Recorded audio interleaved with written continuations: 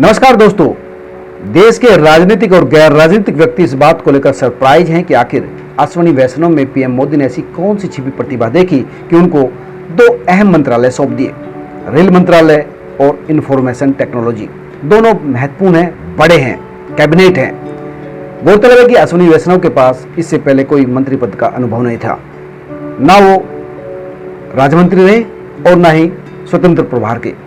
उनको तुरंत ही कैबिनेट मंत्रालय सौंप दिया गया। इस बात को लेकर चर्चाएं, ना ही कभी वो चर्चित रहे, लाइमलाइट में रहे, किसी इनके बारे में कोई खास जानकारी उपलब्ध नहीं है। तो दोस्तों, मैं आपको बताऊंगा कि आखिर अश्विनी वैष्णव को लेकर पीएम मोदी इतने कॉन्फिडेंस में क्यों थे, क्यों उन्होंने अपने महत्वपूर्ण मंत्रालय इनको सौंपे। पीयूष गोयल जिनको ये मंत्रालय सौंपा गया था, क्यों उनके सपनों पर साकार नहीं हो पाए, क्यों रेल मंत्रालय को नई दिशा नहीं दे पाए, और क्या उम्मीद अश्विनी वैष्णव से पीएम मोदी कर रहे हैं। सबसे पहले शुरुआत करते हैं अश्विनी वैष्णव के जीवन की। धीरे धीरे जिस तरह से जीवन चलता है उसी तरह से हम आपको लेके चलेंगे, और आज तक का जो कालखंड है कैबिनेट मंत्री बनने तक आपको बताऊंगा कि किस तरह से अश्विनी वैष्णव ने अपने आप को सिद्ध किया है, प्रूव किया है, और इसी वजह से पीएम मोदी ने उन पर इतना बड़ा भरोसा किया है। तो दोस्तों, सबसे पहले बात करते हैं अश्विनी वैष्णव के जीवन की शुरुआती दिनों की। अश्विनी वैष्णव का जन्म जोधपुर में हुआ, वहीं से उन्होंने बीटेक की।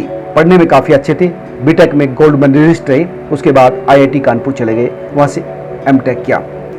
दोस्तों, अगर अश्विनी वैष्णव के व्यक्तिगत जीवन की बात करें तो वो हिंदू समुदाय से आते हैं और जाति से बैरागी ब्राह्मण हैं। उनकी शादी 1995 में सुनीता वैष्णव से हुई थी, जिनके दो बच्चे हैं, राहुल वैष्णव और तानवी वैष्णव। दोनों काफ़ी पढ़ने में मेधावी हैं और लंदन में पढ़ते हैं। इसके बाद उन्होंने सिविल सर्विस की राह चुनी। 1994 में उनका सिलेक्शन सिविल सर्विस में हुआ और 27वीं रैंक हासिल की। लगातार काम करते रहे, अच्छा काम किया, उड़ीसा कैडर मिला, बेहतर काम किया। आप समझ सकते हैं कि 1999 का जो साइक्लोन आया था बालासोर में, उसकी तबाही को रोकने में इनका बड़ा अहम योगदान था। आज की इस तरह उस समय मौसम विभाग काम नहीं करता था, इतनी सूचनाएं हमारे पास नहीं रहती थी। इसलिए अश्विनी वैष्णव ने, क्योंकि बीटेक और एमटेक का बैकग्राउंड था, जो यूएससी की नेवी थी उनका सॉफ्टवेयर ट्रैक किया और अपडेट जानकारी अपने सीनियर के साथ शेयर की, जिससे तबाही रुकी और उनके प्रशासनिक अनुभव का लाभ वहाँ के क्षेत्र के लोगों को मिला। इसकी वजह से ये उस समय के जो सीएम थे वहाँ के नवीन पटनायक, उनकी नज़रों में आए और यहाँ से उनका संबंध अच्छा बनना शुरू हो गया। उसके बाद नवीन पटनायक ने इनको कटक का डीएम बनाया। इसके बाद ये प्रतिनियुक्ति पर केंद्र सरकार में आए, यहाँ पीएमओ में उनका पोस्टिंग हुआ। यहाँ पर उस समय अटल बिहारी वाजपेयी प्रधानमंत्री थे, उनके उप सचिव ये रहे। और इसके बाद जब प्रधानमंत्री अटल बिहारी वाजपेयी नहीं रहे, उनके निजी सचिव के रूप में उन्होंने काम किया। यहाँ मैं आपको बता दूँ, जो इनकी लाइफ का टर्निंग पॉइंट था वो ये था कि उस समय जो एक पॉलिसी ड्राफ्ट हो रही थी पीएमओ में, पीपीपी मॉडल यानी पब्लिक प्राइवेट पार्टनरशिप, यानी कई योजनाओं में प्राइवेट पार्टनरशिप लाना, यह अपने आप में महत्वपूर्ण दस्तावेज था, जिसके निर्माण में इन्होंने काफ़ी महत्वपूर्ण भूमिका निभाई। उसी दौरान कई बीजेपी नेताओं के साथ इनके संपर्क बढ़े, जिसमें से एक थे उस समय के मुख्यमंत्री गुजरात के नरेंद्र मोदी, जो इस समय हमारे प्रधानमंत्री हैं। संबंध शुरुआत हुए। इनकी जो सोच थी और प्रधानमंत्री की सोच थी वो भी काफ़ी एक जैसी थी। पब्लिक प्राइवेट पार्टनरशिप को लेकर प्रधानमंत्री भी ऐसे ही सोचते थे जैसा ये सोचते थे। धीरे धीरे संबंध बढ़ते रहे, हालांकि गहरे नहीं थे। इसके बाद 2008 में इन्होंने सरकारी नौकरी छोड़ दी, यानी सिविल सर्विस से रिजाइन कर दिया और वही अमेरिका चले गए। अमेरिका से जाकर इन्होंने MBA किया फाइनेंस और पॉलिटिक्स में। इसके बाद ये MBA करने के बाद GE और सीमेंस में बड़े पदों पर रहे। साउथ एशिया को लेकर उन्होंने कई महत्वपूर्ण काम इन दोनों कंपनियों के लिए किए। दोनों मल्टीनेशनल कंपनियां हैं। इसके बाद 2012 में इन्होंने कॉर्पोरेट सेक्टर भी छोड़ दिया, रिजाइन कर दिया और अपनी खुद की कुछ दोस्तों के साथ मिलकर कंपनी बनाई, VG और 3T। इनका काम था जो ऑटोमोबाइल्स के पार्ट्स बनाना। अब ये स्वतंत्र थे, काम कर रहे थे, और इसी दौरान इनके संबंध फिर से प्रधानमंत्री के साथ गुजरात में इन्होंने अपनी कंपनी स्थापित की, बढ़ने लगी। अच्छे संबंध थे, पूर्व परिचित थे। धीरे धीरे संबंध बढ़े और प्रधानमंत्री भी केंद्र की राजनीति में आए, लेकिन इनके संबंध लगातार बढ़ते रहे। इसके बाद शुरू करते हैं इनके राजनीतिक जीवन की। इनका राजनीतिक जीवन शुरू होता है जून 2019 से। दरअसल 2019 में राज्यसभा के लिए एक सीट रिक्त हुई उड़ीसा से।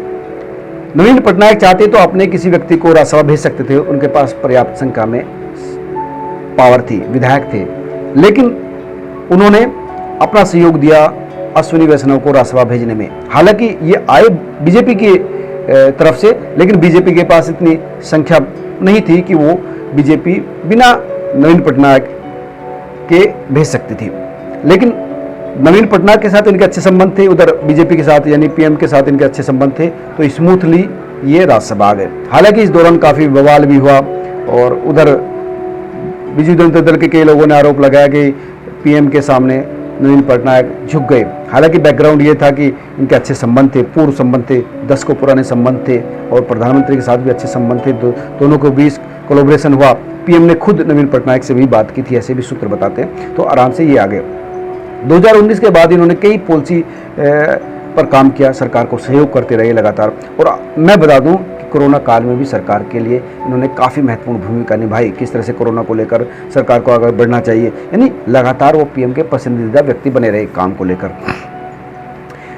और इसी वजह से इन्हीं योग्यता को देखते हुए पीएम मोदी ने उन पर इतना भरोसा किया कि उनको रेल मंत्रालय और आईटी मंत्रालय सौंप दिए। और अब कैबिनेट मंत्री बनने के बाद अश्विनी वैष्णव के कंधे पर यह बड़ी जिम्मेदारी आ गई है कि किस तरह से वो पीएम के सपन को साकार कर सके, किस तरह से आम आदमी की रीच तक रेलवे की सर्विस पहुंचाई जाए।